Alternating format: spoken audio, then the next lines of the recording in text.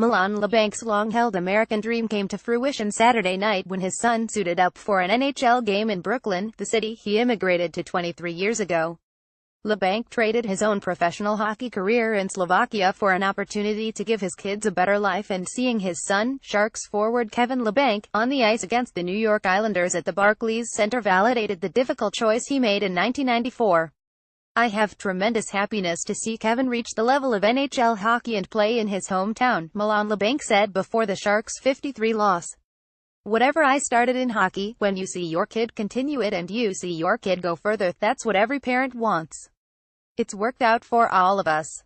Kevin Labanc's unlikely rise from 6th-round draft pick 2014 to Ontario Hockey League scoring champion 201,516 to impact player on the Sharks' top line has its roots in Spišská Nová Ves, a small city in southeastern Slovakia where his father played professional hockey in the early 1990s. After playing one season in the Slovak Extraliga, the top hockey league in Slovakia, Labanc and his wife, Annika, decided to pack up and emigrate to America. Milan was struggling to make ends meet because he wasn't getting regular pay from his team, and the couple was planning to start a family. They believed that a life in the U.S. would offer more opportunity for their unborn children. "Me and my wife talked about it and we said, whatever we do, it has to be for our children," Milan Labanc said. "It was more important than playing hockey." Less than a year after the Labancs arrived in Brooklyn, they welcomed their first child, Diane, into the world. Kevin was born the following year. Labanc, who later moved his family to Staten Island, didn't hesitate to share his love of hockey with Kevin. He taught him how to skate, how to shoot a puck, and coaching several of his youth teams when he wasn't working long hours at his construction. "We forgot about our friends, and going out for parties. We spent all of our time with our kids and got them prepared as much as we could," Labanc said. "Obviously, it was hard for us, but for them, it's going to be a better chance to live a good life." Bob Thornton, who coached Kevin as a teenager with the New Jersey Rockets junior hockey program, saw the impact of his blue-collar upbringing when the first time he saw the scrawny 14-year-old in a game. Labanc wasn't a standout player, but he impressed Thornton with his tenacity and nose for the puck. "He was wiry, but he just worked. His legs never stopped moving," Thornton said. "He was kind of uncoordinated, too, but he always had the puck on his stick.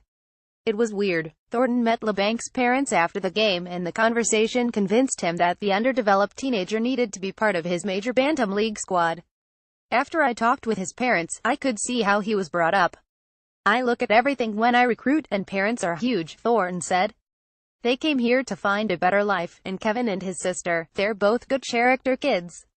His parents gave him everything he needed to succeed and sacrificed their time. I saw that when I first met them, that these were genuinely good people." Thornton's assistant coach, Tony Sams, trained with Labanc every summer until he joined the Sharks last year. What Labanc's parents passed down was clear to him too. "We see a lot of kids who come from white-collar families, and the work ethic just isn't there," he said.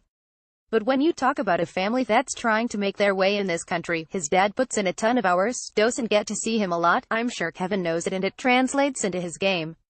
After a year with Thornton, Labanc's stock started to rise.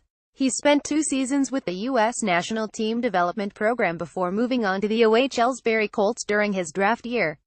But Labanc flew under the radar during his first season of Canadian junior hockey. Buried on the depth chart of a deep squad, Labanc managed to score just 35 points in 65 games. Nevertheless, he impressed the Colts coaching staff with his work ethic.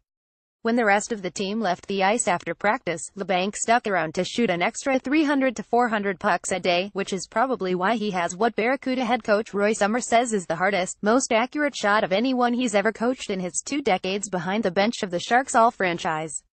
When the Sharks started calling prior to the 2014 NHL draft, the Colts told scouts about Labanc's relentless drive. It helped the Sharks decide what they should do with the 171st pick.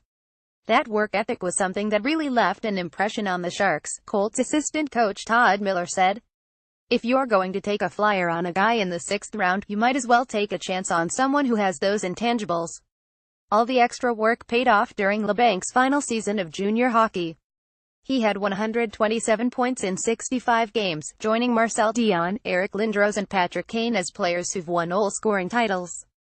Last year, after making a big splash during the first 2 months of his rookie season in the NHL, Labanc fizzled out, scoring just 1 goal over his last 31 games. The humbling experience motivated him to overhaul his training regimen over the summer.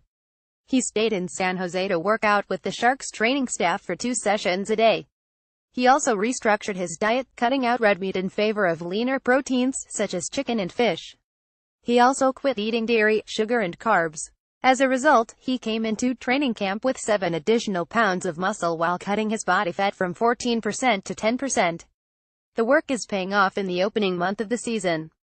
Labanc earned a spot on the Sharks' top line out of camp and has 5 points, 3 goals in 7 games. Attending his son's first NHL game in the city he immigrated to in 1994, Milan Labanc couldn't help feeling rewarded. He wasn't the only one. They sacrificed a lot for me, Kevin said. They gave up their lives in Slovakia and left their families to come here and start anew so that my sister and I could have a better life and a better future. It motivates me to just work hard and give it everything I've got and leave nothing behind.